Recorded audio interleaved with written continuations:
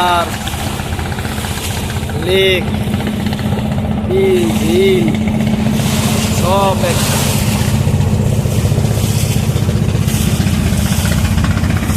কত বড় পাহাড়, অথচ দেখো কত দূর লাগে।